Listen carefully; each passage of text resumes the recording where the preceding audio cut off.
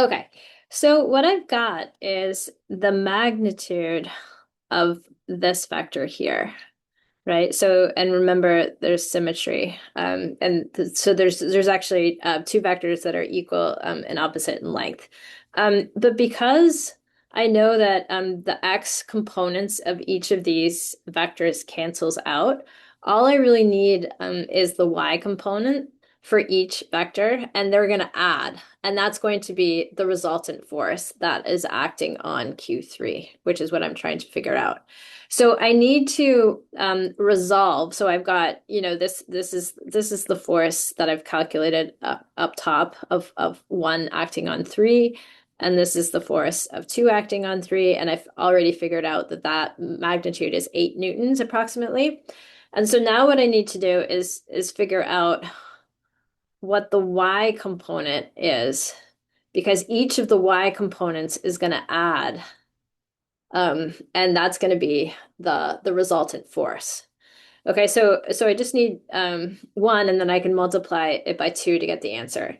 So if this is the y component here, right, this is the x component for each of the vectors, and that's the part that cancels. So just like what you saw in the tutorial, that cancels with that. Okay, so it's only the y component that we're interested in. Because this is an equilateral triangle, this angle here is 30 degrees, right? And so to calculate y, I need to figure out what is the y component of that force. I know that cosine of 30 degrees is going to be the y component divided by the hypotenuse, which is just the force that I figured out, like 8 newtons. So the y is just going to be equal to 8 newtons times cosine 30. Okay, and that works out to be 7 newtons.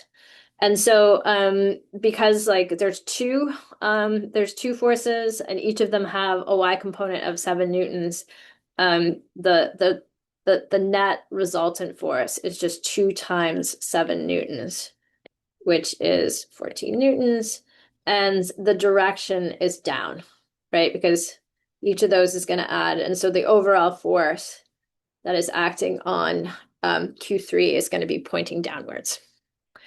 Okay, so that gives you sort of an overview of the first chapter. I think it gives you sort of like an idea of like the main concepts that we covered last week.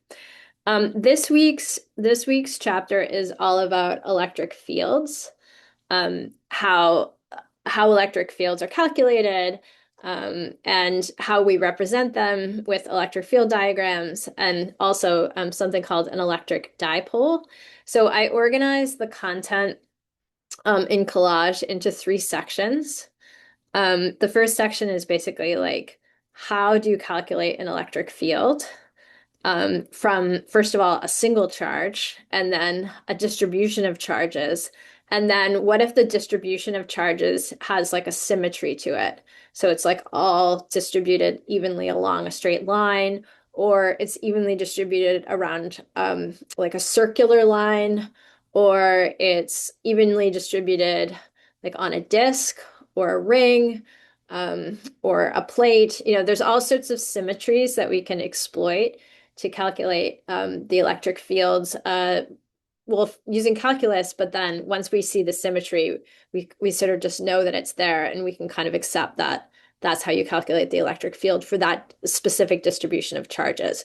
So that's the first section of this chapter, is how to calculate the electric field from both a single charge and a distribution.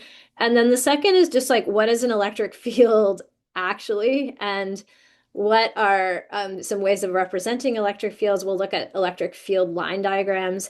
There's an amazing simulation that I love, that I think you'll like as well, that helps you visualize like what an electric field is. So I linked to collage the simulation that you can play around with on your own, and I'll just do a very brief demo of that in the second video. And then in the third video, I just explained very briefly what an electric dipole is. And the reason that like we introduced this idea of an electric dipole this early in the course is electric dipoles are sort of an analog to magnets, which we'll get to in about 3 weeks. And so like if you sort of understand how an electric dipole works, it makes it a lot easier to visualize like something called a magnetic dipole and just like understanding a better understanding of magnetism in general. So that's how the chapter is organized. So 3 videos. In this first one, I'm just going to talk, sort of generally about what an electric field is, and then how to calculate it. Okay, so let's get started with that. Um, so what is an electric field? So an electric field is basically a vector-based region that is surrounding either a single charged particle or a collection of charged particles, and it exerts like an attractive or repulsive force on any other charge that is placed in its vicinity.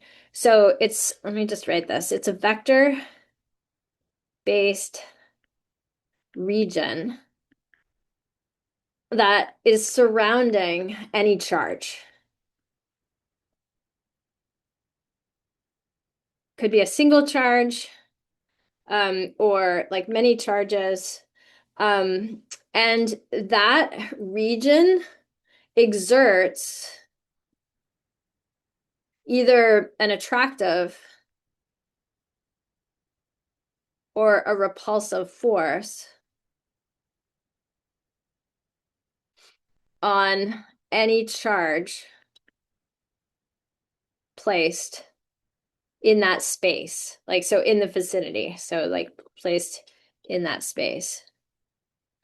So you can think of like an electric field is very similar to a gravitational field where, so remember a gravitational field, you have like a massive object, like let's say the Earth, and it sort of warps the space around it such that any other mass that comes in the vicinity of Earth feels the attractive force of Earth exerting on it, like force at a distance.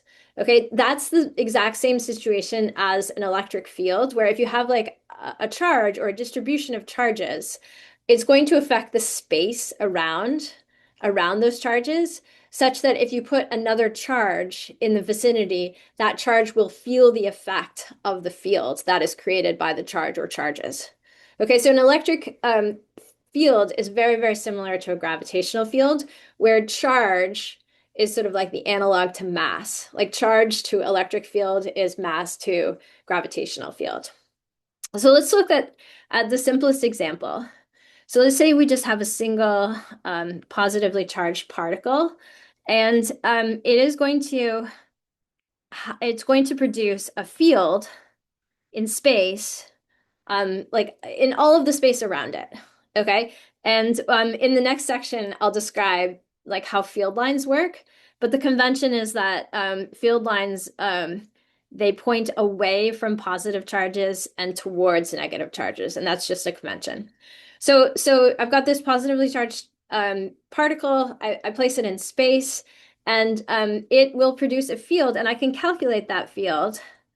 There's a very simple formula. So field is a vector, so I put a little hat over it. And it's very, very similar to the formula for Coulomb's law. And we'll look at why that is in a second. So it's just going to be, well, I guess I shouldn't put absolute value if I'm calling it a vector. So it's just going to be K times Q1 over the distance squared, and I would need to know like where I'm trying to calculate that field. So let's say I'm trying to calculate it here at point P. That is going to be the relevant sort of like R is going to be the distance between the charge and where I'm trying to calculate the field. Okay, so that's R. So that's how this is the formula for calculating the electric field from a single point charge. Okay. So we saw in the last chapter that let's say I place a charge, another charge. Let me call the original charge that is producing the field. Let me call that charge Q1.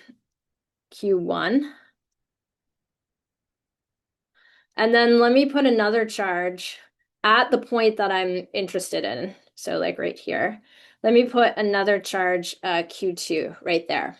Okay, you can call it like a test charge if you want. And I know from the last chapter that I can calculate the force that is exerted on Q2 by Q1, right? By Coulomb's law, right? So it's just K times Q1 times Q2 divided by the separation between the two squared, right? So that's Coulomb's law, and that was last chapter. Okay. Um, the the other kind of interesting thing, there's another way of calculating the force that is acting on Q2 by Q1. And that is to take Q2 and to multiply it by the electric field produced from Q1. So this is another way of calculating the electric force. Okay, you've got some charge and you're putting it in the field. This is the field produced by another charge or charges by other charges. And then you place this charge Q in it, and then you can calculate that the force that field exerts on Q just by multiplying the two together. Okay, so let's look at like why that is. Okay, so if I substitute this formula for electric field into this formula, which is another way of calculating the force exerted on a charge by that field. I hope you can see that you get out. So if I write Q and then E is just K Q1 divided by R squared. This is the same as Coulomb's law. Okay, this is Coulomb's law. Okay, so like if I substitute in the definition of the electric field, which is here, into this formula for force, I get out Coulomb's law. Okay, so basically like the way that you can think of it is an electric field is just the effect that a charge or a collection of charges would have if you placed a charge in that vicinity. Okay, and then when you actually do place a charge in the vicinity, the force is calculated with Coulomb's law. Okay, so like the field is sort of like is like test charge agnostic. Like you're not actually you can calculate the field just from a collection of charges without actually putting the test charge in to see its effect. But then once you put the test charge in, and that field exerts a force on the test charge, then you're dealing with Coulomb's law. And the two things are intricately linked. Okay. So, and like it's important to realize that this E in this formula here can be produced by one charge, or it could be produced by a collection of charges. Okay. So let's look at sort of like another kind of simple example. So I said up here that this is the formula for calculating the electric field from a single charge. Let's say that we wanted to calculate the electric field at some point from a collection of charges, a collection of like random charges. Okay, so like E field from many charges. Or like some, maybe just like N. Let me just say N charges. From like more than one. Okay, from N charges. Okay, so let's say I have like a charge here, Q3, and a charge here, Q2, and a charge here, Q1. And I want to know like what is the E field at this point P? Okay. So to do that, it's super easy. The same principle of superposition that applied to Coulomb's law, where like you can add up, like we just applied Coulomb's law in the example problem that I just did by adding the y components, from each of the two forces, from each of the charges that exerted a force on that charge at the top of the triangle. What we were actually doing there is applying superposition because we added up like the contribution of each of the two charges on the side to that charge on the top. Okay, that's superposition. Superposition also applies to electric fields, which is amazing. So I can calculate the electric field at this point just by adding up the electric field contributions of each of the individual three charges. Okay, so like I would need to know these distances, like let me call that R3. You need to know like how far each charge is from the point that you're interested in. So that's R2. This is R1, right? And depending on whether these are negative or positive charges would determine um whether the field is pointing up or down, and I would have to like look at the angles but let's just for now look at magnitude. So the electric field at point P would just equal um K. So the sum of all of the charges, so n number of charges, starting from the first one, of k over times the charge over r squared.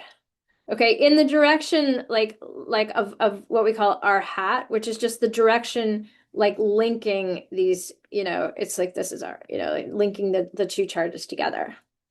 Okay, so this would be how you would calculate the electric field. You would just sum each field from each charge, you would just add together using superposition. Okay. So that's very, very useful. So this is basically superposition for E fields. Okay, and it works exactly the same as for forces. Okay. So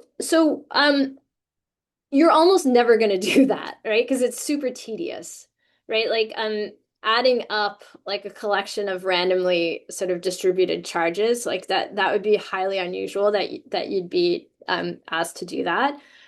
What is more likely is that you see a distribution of charges that have like a symmetry, okay, like a shape. So either a distribution of charges like smeared kind of along a straight line, or a distribution of charges in like a circle, or on a disc, or on a rectangular plate. And like using the symmetries of those different charge distributions, we can um, come up with relationships that allow us to calculate the electric field at a specific distance from that kind of a distribution using calculus. And basically the entire like rest of this section that you'll see in collage is just going through different examples of different kinds of symmetries and showing you how to get from the integral form to the formula where you could actually sort of like plug numbers in to calculate the electric field at a given distance. Okay, that's basically what the entire section, like first section of collage represents. It's just different examples of charge distributions. Um, let's I'm going to go over a couple of them just so you sort of like get the general idea. But before I do that, we have to define um, like a bunch of different sort of like densities, like charge densities. Okay, so like when you're talking about charges that are along a line, Okay. That is defined as lambda, and lambda is just like charge per length. Okay, so if you have like um charges that are distributed evenly along a straight line, usually in the problem you're given a lambda with the understanding that it's like the amount of charge per unit length of the line. Okay, so instead of saying like Q, they'll say like lambda, and then to find Q, you would just multiply lambda by the length of the line, and then you know what Q is. I'll show you an example. So lambda is referred to as linear charge density. You'll see why it's important that we define these when you see the different shapes. Okay, so along a line is lambda. Across a surface,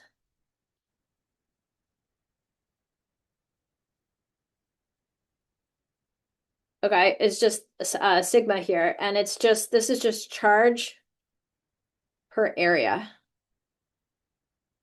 And this is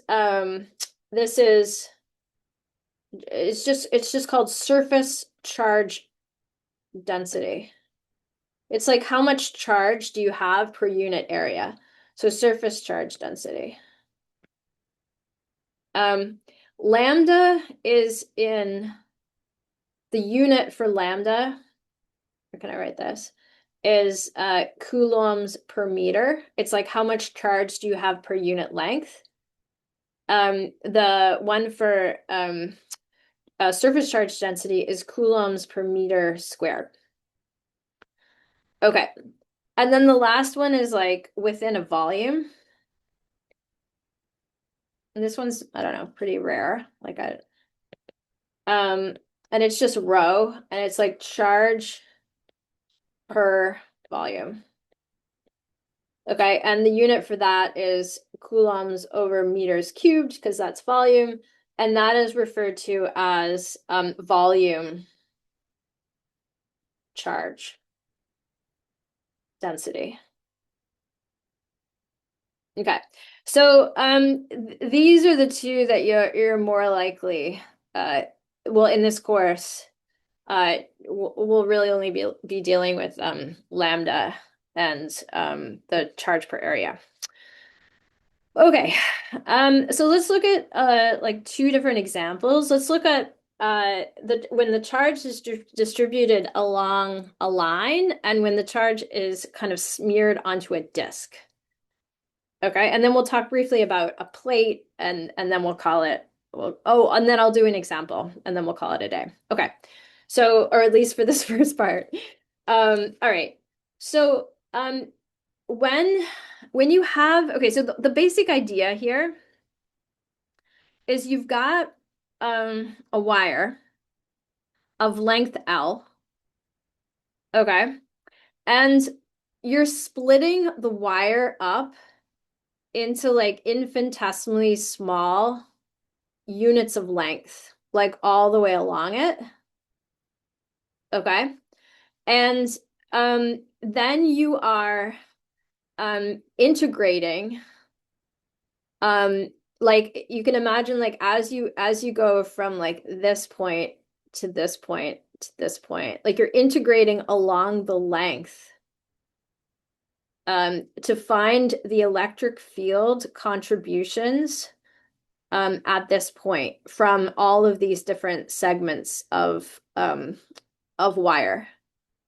Okay, so just like with the symmetry of the other example, like each of these little segments is going to produce a vector that is an electric field vector pointing like this, like in two different directions, right? So this one would be from this side, and this one would be from that side.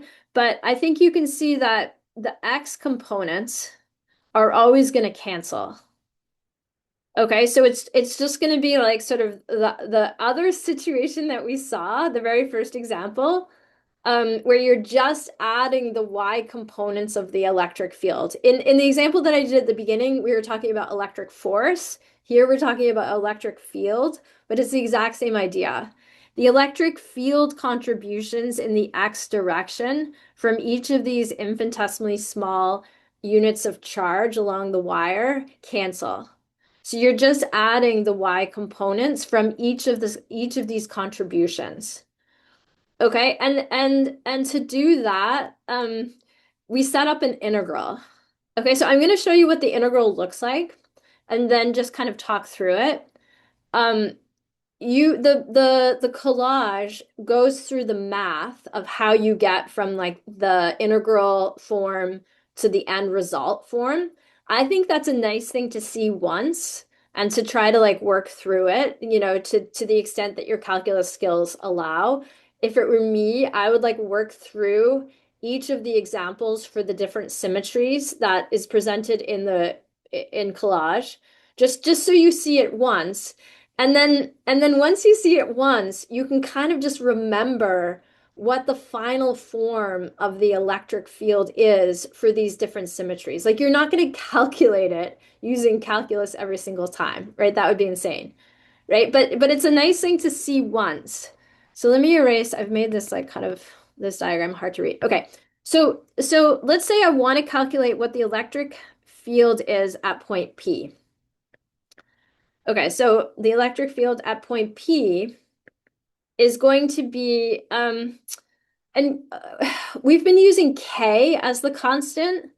And I don't know if you guys realize that in some formulas, you'll see 1 over 4 pi epsilon naught, and sometimes you'll see K. They're interchangeable.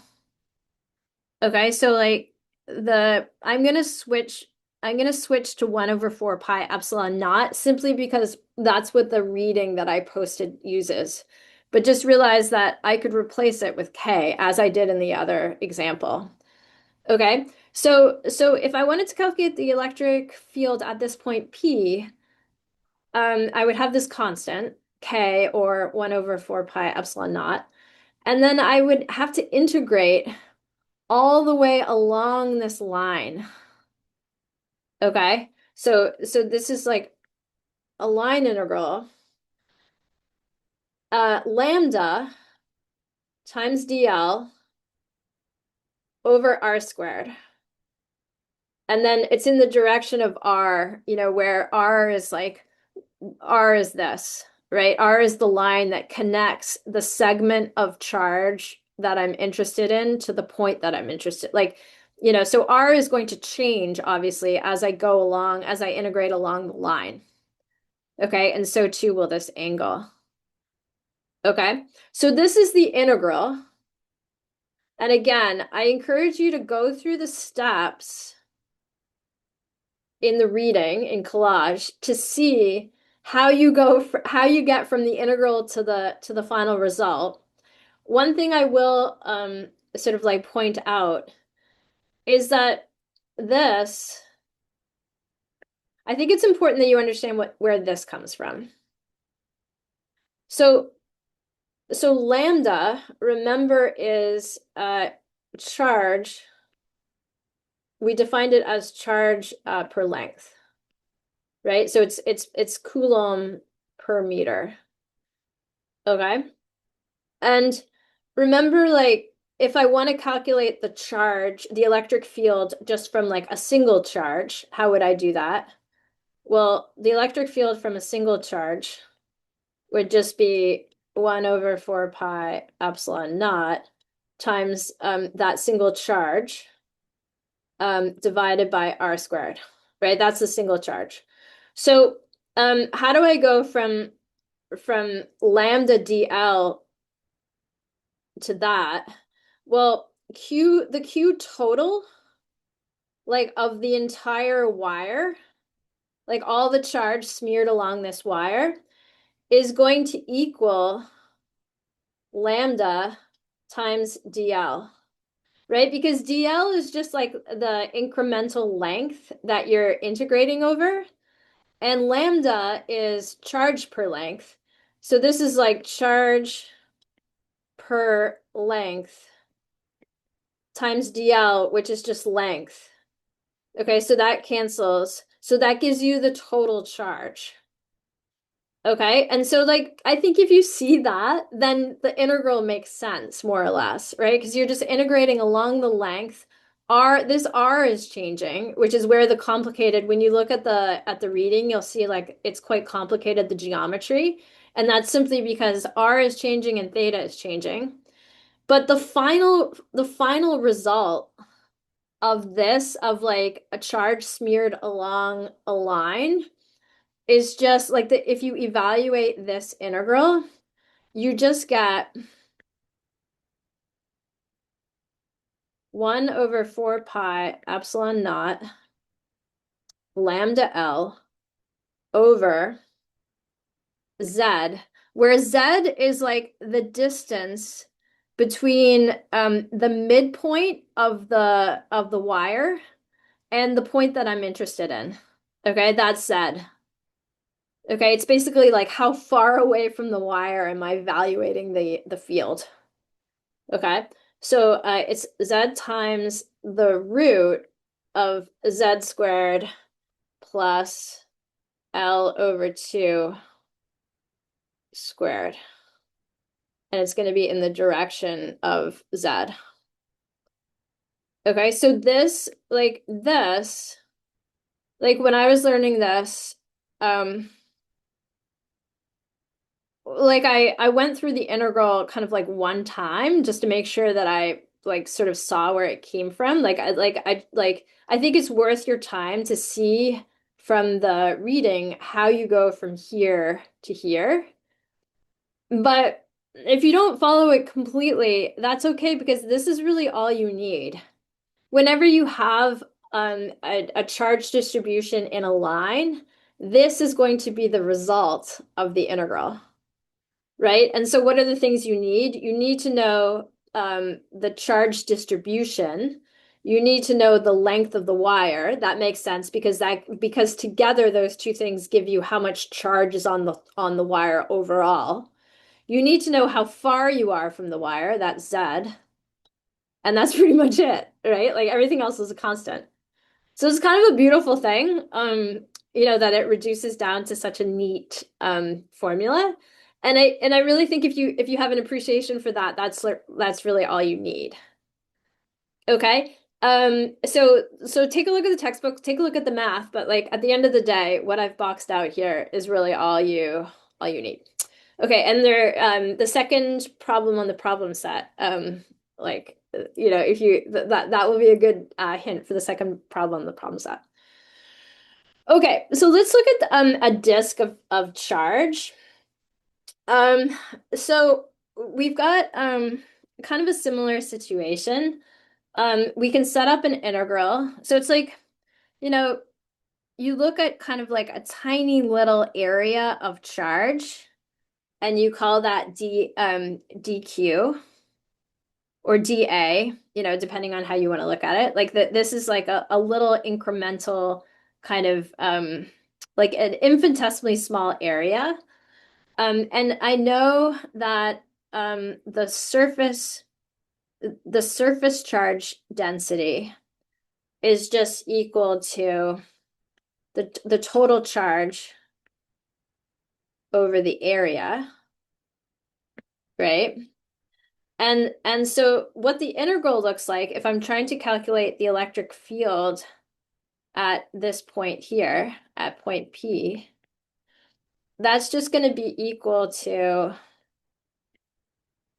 again, 1 over 4 pi epsilon naught, the integral, and this is a surface integral, not a line integral, because now we're talking about a surface, times sigma dA over r squared, um, like in the direction of like this, right? It's the same deal, right? Like if I integrate over like this entire disk, I'm going to be looking at like the distance between like this point and the point of interest. So it's all going to be sort of like radially in this direction. Okay? So like and you can see that from these red vectors that are drawn on here. Right? There's going to be like many, many vectors like that. Okay, and So in terms of understanding where like how this integral works, we can kind of go through the same logic, right? Where a sigma equals the Q total over the area, right? And so if I wanted to figure out what the Q total was, I would just multiply um, sigma times dA, right? Because sigma is charge per area, and dA gives you essentially an area. So those cancel, so that gives you the total. So that's kind of like where this integral, like that's how that integral works. Okay, very, very similar. And I mean, I think again, it's really nice if you go through the math. But at the end of the day, um, the result is the same, assuming you have that the disk geometry.